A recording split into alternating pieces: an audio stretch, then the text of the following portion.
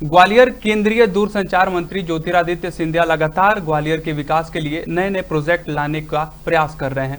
बता दें, हाल ही में ज्योतिरादित्य सिंधिया 2 दिवसीय दौरे पर ग्वालियर आए हुए हैं, जहां उन्होंने प्रेस से चर्चा करते हुए विकास की योजना की विस्तृत चर्चा की। उन्होंने साफ कहा कि उनका उद्देश्य केवल ग्वालियर नहीं बल्कि पूरे ग्वालियर चंबल अंचल का विकास करना है।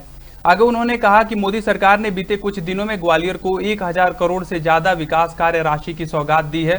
साथ ही उन्होंने 8 राष्ट्रीय हाई स्पीड रोड कॉरिडोर परियोजनाओं को मंजूरी दी। इसके साथ ही सिंधिया ने कहा कि ग्वालियर चंबल संभाग में रीजनल इन्वेस्टर समिट होने जा रहा है। ग्वालियर से योगेश बिसारिया की रिपोर्ट। कल कैबिनेट की बैठक में जो प्रस्ताव प्रधानमंत्री जी के द्वारा स्वीकृत हुआ है,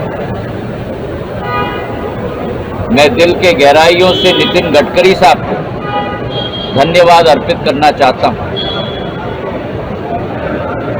2020 से हमारी कोशिश रही है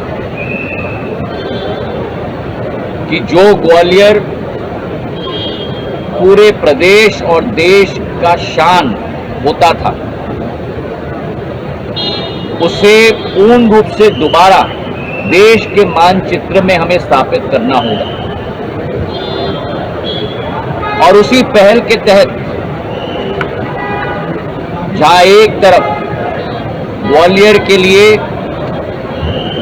ये हवाई अड्डा प्रधानमंत्री जी के आशीर्वाद से रिकॉर्ड टाइम में हम लोग ने स्थापित किया, शायद विश्व का ये कीर्तिमान होगा कि 16 महीने में 2.5 लाख स्क्वायर फुट का एयरपोर्ट 600 करोड़ रुपए की लागत की इस भव्य रूप धारण की है। ये प्रधानमंत्री जी का आशीर्वाद और उनका प्रोत्साहन है। और वहीं ग्वालियर का रेलवे स्टेशन जो तीव्र गति से कार्य हो रहा है, मैं अश्विनी वैष्णव जी के साथ भी मिला था, हमारे सभी जनप्रतिनिधियों के साथ, जहां हमने ये मांग रखी है कि तीव्र गति से कार्य हो। 500 करोड़ रुपए का भव्य रेलवे स्टेशन तैयार हो रहा है। वहीं 1600 करोड़ का स्वर्ण रेखा नाले पर सड़क जो कल्पना से पैर था,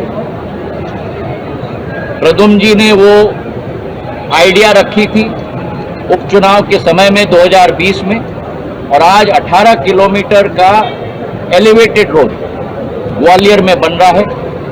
चाहे वो ग्वालियर दक्षिण में हो, ग्वालियर में हो, ग्वालियर पूर्व में हो, और पूरे ट्रैफिक की समस्या का समाधान अगले 25-30 सालों के लिए इस एलिवेटेड रोड के आधार पे होगा। और वहीं आज ये ग्वालियर आगरा एक्सप्रेसवे जो ग्वालियर को दिल्ली के साथ केवल नहीं जोड़ेगा, लेकिन NH 391 के आधार पर नॉर्थ साउथ कॉरिडोर के साथ भी जोड़ेगा, सिलीगुड़ी की रोड के साथ भी जोड़ेगा। ग्वालियर से आगरा हम लोग 2 घंटे में पहुंच जाते थे, और फिर ग्वालियर से धौलपुर होते, आगरा से धौलपुर होते हुए, मुरैना होते हुए ग्वालियर हम लोगों को 2.5 घंटे लगते थे। 2 लेन की सड़क होती थी।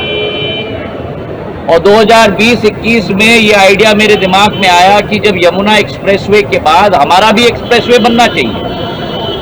और नितिन गडकरी साहब के पास मैं गया था और उनको तहे दिल से आज धन्यवाद अर्पित करना चाहता हूं। प्रधानमंत्री जी के नेतृत्व में उन्होंने जो असंभव कार्य है वो ग्वालियर के लिए करके दिखाया।